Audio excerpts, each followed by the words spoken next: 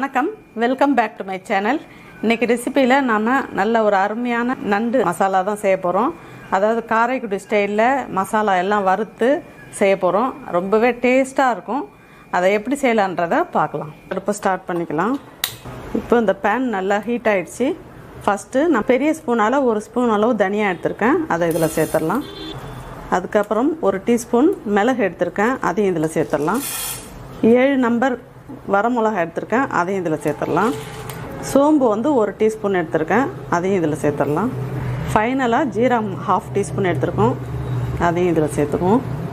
இப்போ இது எல்லாத்தையுமே நம்ம ட்ரை ரோஸ்ட் பண்ணிக்கணும். நல்லா ட்ரை ரோஸ்ட் பண்ணும்போது அந்த மிளகு நல்லா வெடிக்கணும், இப்போ தான் டேஸ்ட்டாக இருக்கும். நல்லா மிளகு பொரிஞ்சிடுச்சு. இப்போ இந்த ஸ்டேஜில் இதை எடுத்துடலாம்.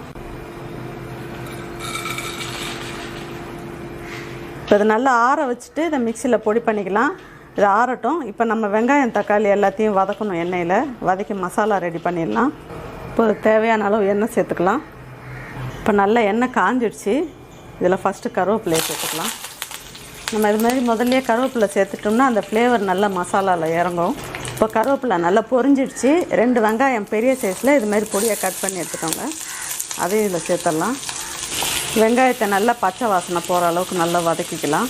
இப்போ வெங்காயம் ஓரளவு வதங்கிடுச்சு. இப்போ இஞ்சி ஒரு துண்டு இருக்குது, அதை இது மாதிரி பொடியாக கட் பண்ணி இதில் சேர்த்துடலாம். பூண்டு ஒரு 12 நம்பர் எடுத்திருக்கேன். இஞ்சியை விட பூண்டோட அளவு ஜாஸ்தியாக இருக்கணும், அப்போ தான் நண்டுக்கு டேஸ்ட் கொடுக்கும். அதையும் இதில் சேர்த்துடலாம்.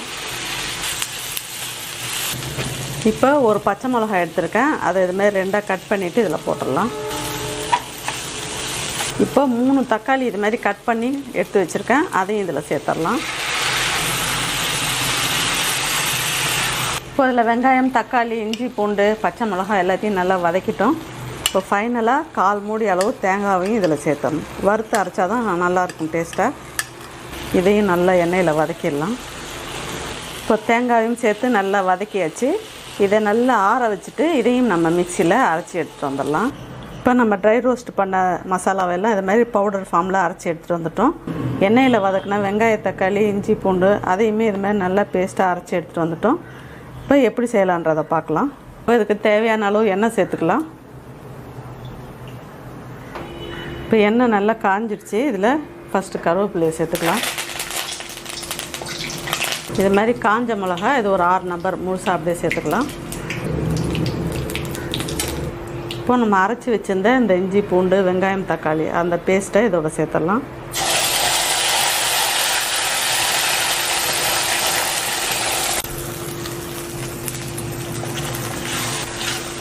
இப்போ இதை நல்லா எண்ணெயில் வதக்கிடலாம். நம்ம எல்லாமே வதக்கி சேர்த்துருக்கிறதுனால ரொம்ப டைம் எடுக்காது, சீக்கிரமே வதங்கிடும். இப்போ இதில் மஞ்சத்தூள் 1 டீஸ்பூன் அளவு சேர்த்துடலாம். இப்போ நம்ம இந்த விழுதை நல்லா வதக்கியாச்சு. அதுக்கப்புறம் நம்ம அரைச்சி வச்சுருந்த மசாலா பவுடர் ட்ரை ரோஸ்ட் பண்ணது அதையும் இதில் சேர்த்துடலாம்.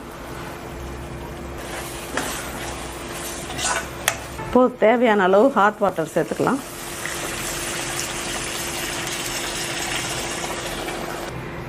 இப்போ இதில் தேவையான அளவு உப்பு சேர்த்துடலாம். இப்போ இந்த மசாலாவில் இந்த டைமில் உப்பு சரியாக இருக்கான்னு செக் பண்ணிக்கோங்க. இப்போ நான் 1/2 kg நண்டு எடுத்திருக்கேன், அதை இதில் சேர்த்துடலாம். நல்லா இதுமாரி கிங் சைஸ் பெரிய சைஸாக இருந்தால் டேஸ்ட்டாக இருக்கும். சின்னதாக இருந்தாலும் நீங்கள் அப்படியே போடலாம், கட் பண்ண வேண்டியதில்லை. இதுமாரி 2ஆக கட் பண்ணியும் சேர்த்துக்கலாம்.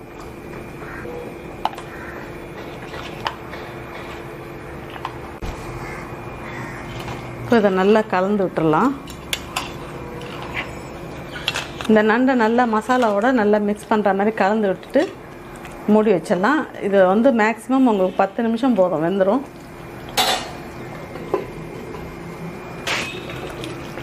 அப்பப்போ ஓப்பன் பண்ணி கலந்து விட்டுக்கிட்டே இருக்கணும், அடி பிடிக்காத. நல்லா மசாலாலாம் நல்லா வதங்கி வந்துட்டு பாருங்க.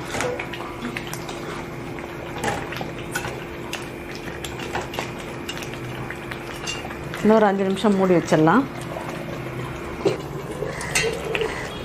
நல்லா வந்திருக்கு பாருங்கள்.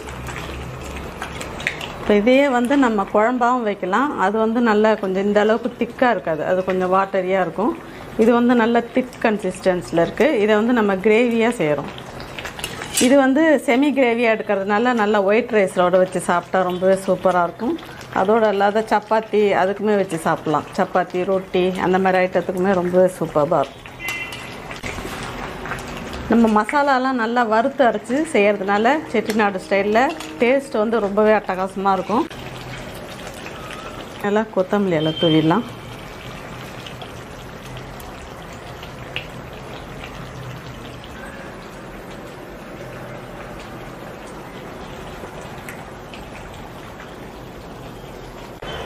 இப்போ காரைக்குடி செட்டிநாடு ஸ்டைலில் சூப்பராக நண்டு மசாலாவை ரெடி பண்ணிட்டோம். இப்போ இதை பவுலுக்கு மாற்றிடலாம்.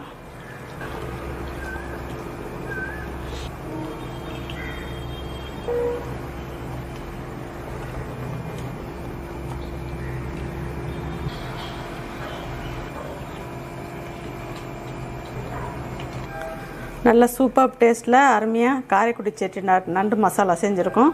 இதே வந்து ட்ரையாகவும் வறுக்கலாம், குழம்பும் செய்யலாம். நான் வந்து இன்றைக்கி செமி கிரேவியாக பண்ணியிருக்கேன். அதாவது சைட் டிஷ்ஷாக வச்சுக்கிறதுக்கு ரொம்பவே சூப்பராக இருக்கும். இந்த ரெசிபியை வந்து இந்த மெத்தடில் நீங்களும் உங்கள் வீட்டில் ட்ரை பண்ணி பாருங்கள். ரொம்பவே அருமையாக வரும். எப்படி வந்ததுன்றதை கமெண்ட்ஸில் சொல்லுங்கள். உங்களுக்கு இந்த ரெசிபி கண்டிப்பாக பிடிச்சிருக்குன்னு நினைக்கிறேன். பிடிச்சிருந்ததுன்னா லைக் பண்ணுங்கள், ஷேர் பண்ணுங்கள், சேனலை மறக்காமல் சப்ஸ்கிரைப் பண்ணுங்கள். தேங்க்யூ.